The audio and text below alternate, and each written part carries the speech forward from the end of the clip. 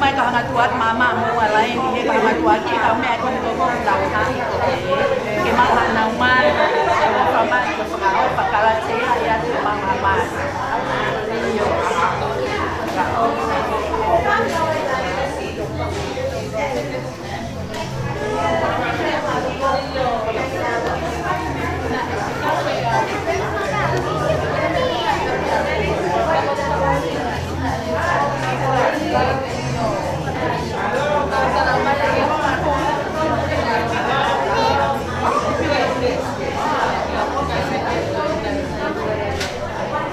Manatu ya ta to ka mai ke mono ko ni mo ya pi o pa na pe to ngeau phải một phút khi tôi về đi phải ya te au đi phải ka pa ya ta to ka mai ke ya ko ni mới lan ni alan pin ni ya de ma mo mai foi pe ada tu na mo ka ta ha ka me pen tiu mai ki ala ni na iyo ada ya la fiana ai me an ko ni ka tuai ma lo ba de ai mo no mo ta na lo ada ka tôn nhau qua bên đây phải qua đây phải qua đây phải ở đây cái hoa lan ba cái cô này có phải cái cô này gì là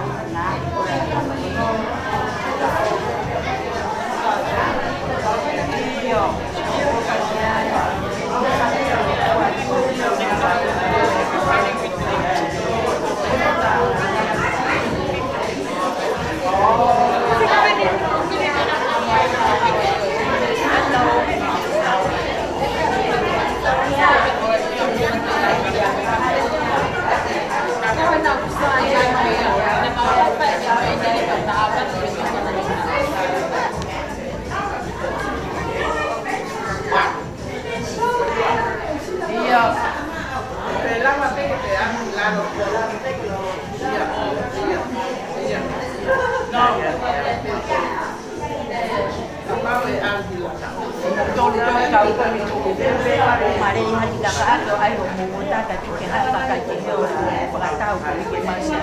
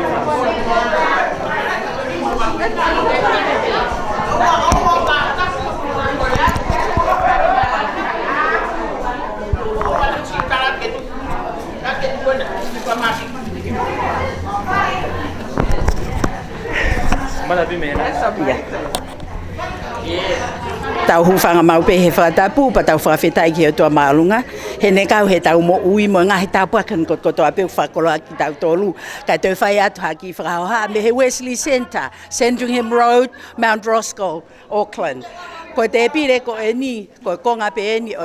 u whakaari ko ai kulupu whewhine whita o puke tāpapa.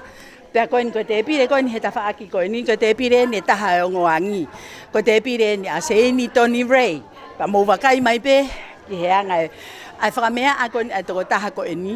Koen e ngā wen, o kune lava ai ngā we kehe on kotoa. Ai kune lava e lalanga. O kune lava ai ngahi kon ko ai kafa o kune lava ai kie o kune lava o fai ai ngahi kon ko ai katoteu pa mo wakai mai ke ngahi me ko fai aki kon ko ai teu i ko o me kon ko me ape ku ala lava o ma u New Zealand ko hi he ku fu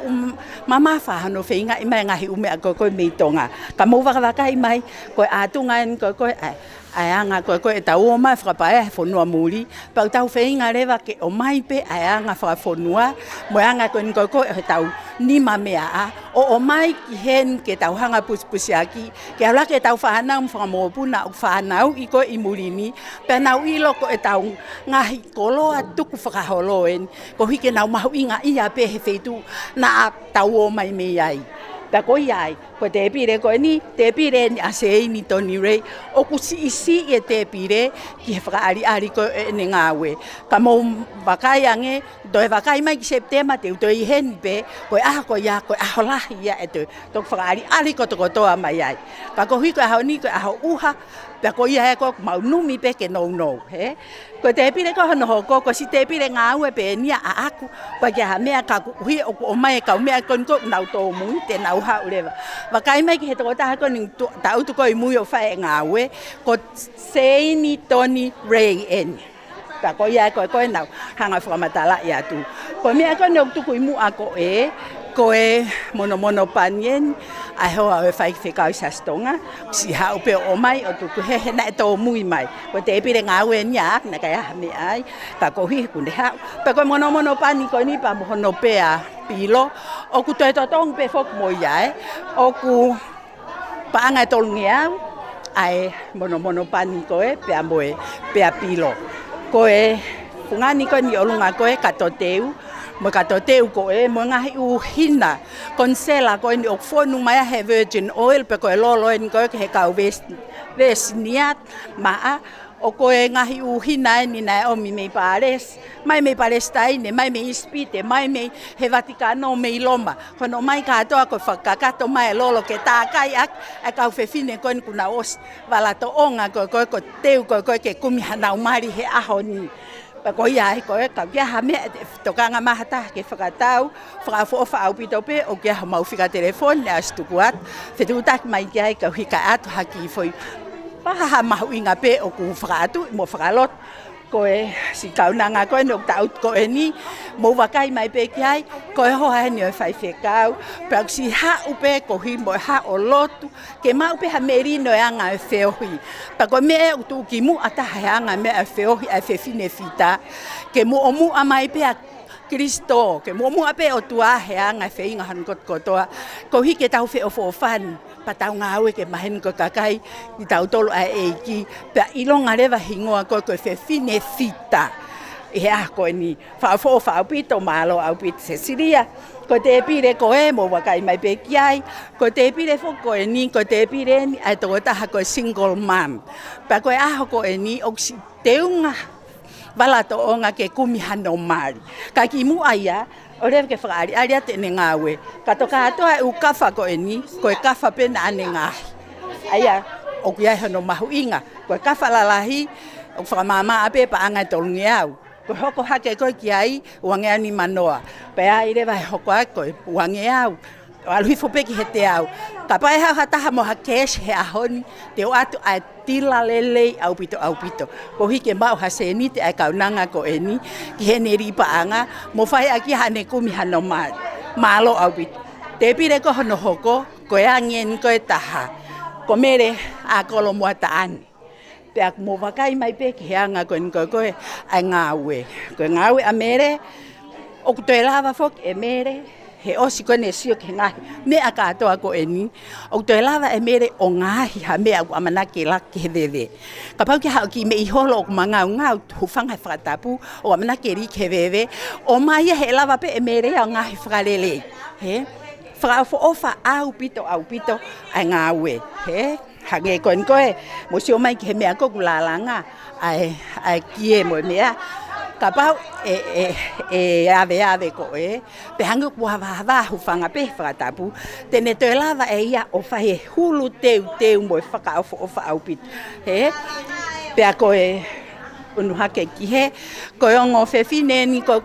an ko fahe na vala tonga ene ulau ko anenai ko la nga en ko amere an ko mo vakai mai pe ko ne hai he neon ki fe fine ke hui ke mahino ko vala mari en pe ko mau te ngo fe fine vala mari ko to en ke ma na mari he vakai mai ki he kafa vakai mai ki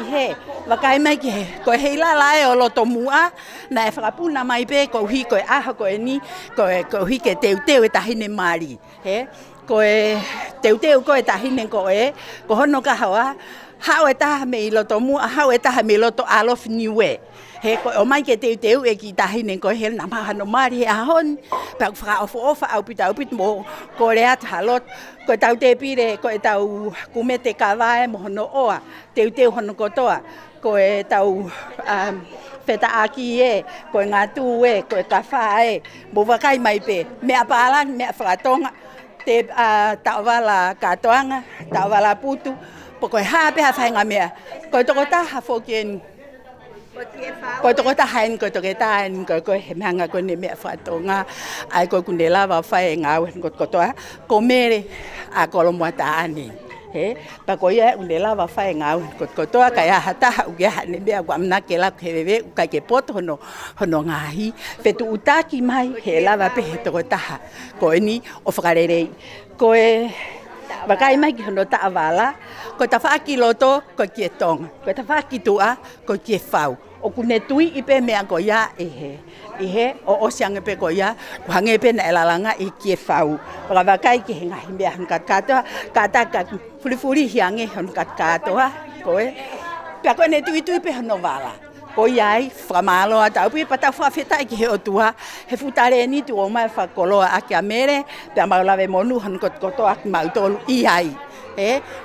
Ka tau ki ai, ki lepa hake ki he, o tu uta i alof niwe, malama. Talafa niwe mai koe. Whakalawhalahi atu ki am tolu osi, ko mautolu ko tau a fine mai niwe, matakau a matoro ko tupu si hae ha matoro tau ngā hua lima ne whakaari atu ke mga ahoni. Ka whia manako, si matutaki mai ki a au nei ne mga hau atu, ke lata mo tau koloa whakatata ha matoro, ko hena ia whakawelo. Pea ko malama ia, mei alof niwe, pea monu ka alofa tonga. Ka ko niwe mo re au pito ke kau niwe. Ka ko ia ni he ni mo kau fefine, mo wakai mai pe ki he whaka ofa ko fulola e ngā lue, he, ofa au pito, wakai hake ki he toenga ko te pire ko e whaka ofa, a ilonga ko e o mai whakapae he whanua muri, pa ngawe aki a ngahi umea ko e o muri, ke whai aki ai whakamanatu ko e hau mei motu. Ke whakamanatu ake ai hau ko mei motu. Ko kulupu whoke ni a ko ai kukawa a malama ko tupu fo oue. Ko tupu fo oue ai ko kulupu e taha kau niwe. Ko te kulupu e taha ai kon ko i mui a ko e sefo, behind you sefo. Ko kulupu e taha ko vai kona tufunga. Ko te kulupu ua whoke kulupu ka e kau niwe. Pako kulupu e taha ai ko pakai mai ke kau fini ki ko e whaka ofa katoa e nau ngā we. Pakai taha e tokanga ke whakatau ha mea, pe tu utaki mai, ko hui he koe whika telefoni en koe a vai kona, tu whunga pa mo e tuku fo o kui heni pe, he, mo whetu utaki mai, ko he whakawakai mai ke he whakaofofa a lanu ke he kehe, hono ngā oe aki, a ume a murini, ke whai aki koe whakamanatu koe mea mei motu, he, whakaofofa hano kotokotoa, pa ko ia koe tau, whakawakai, whakaofofa katoa, whakafofa matamata lelei, hano katoa, siki he, ki hanga hano ngahi ngau, hano kotokotoa, iyo, Whakalawhalahi atu ke he pungipungi ko mautolu, ko e matakau, waikana tufunga. Ngā hua mautolu he Wesley he tauaho whalaile osi. Ka mata mautolu he holongo fulu, ke he hola ua, he tauaho whalaile. So ke aho nei koe expo pauaki he Wesley community, ke maeke ia mautolu ke o mai ke whakatataha mautolu o tau ngā hua, taeha mautolu tau ngā hua me tau matua whiwhine i ko au, ko nongi ko lo mene, ko he ngai taki he waikona, ko e na ia. Malo au pito, pa koe tau wakai mai en koe ki he, koe en koe tong tau mai en e pasi a koe ni koe a tō taha koe ni a polau, ko whalau tani e la veten, ko en kutoki a umai ene pasi, kana e momu a mai pe, a lori o uta mai ene koloak, ke mai ke whakalawa, whakakakato ene te pire. Wakai mai ki hene te pire, ko te pire os maa hon kotoa. Ko mea kotoa o kutuku he te pire, anu haka tu mei mumi heke ke asa. Ko mea kotoa o kutuku he te pire, ko e ni mai au wholau. Ka kia ha me e hama e whiwhine ko e ni, pa mō wakai mai kano whotunga, ko lau tau ene tau tu ana niko i ai ki lai loa kau ai lai kie ai ki me hanu kotoa pe ulawa he kaunanga ko ni ke ne fai me ko ya pa ko asi pe he fotunga ni te pire whakakakato hono kotoa he o whakakakato wakai pe moto ki lalo me he pati o alu hake ai ka wha mo ngahi uta wala ke he o au ki he ne kato teu au ki he ne ki kato ko he tawha ko au ki he ne ke nei ta piripiri ai ko en ko fai ko eva mo fa mo ko ta piripiri a fu ko ni glava ko to pe ma ka to pe ni folau pa ko fu fo hina kon sela kon ta ne ki bo ta u wal fa wal ni mai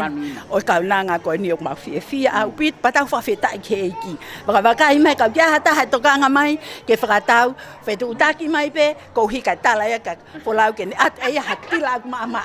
e fa malo at au pit pa te fa malo fo ka se fo malo pit se ai o fa ka mau to lo mai fa mari ke fa ta ha no tu a ke ai a ko ni o fa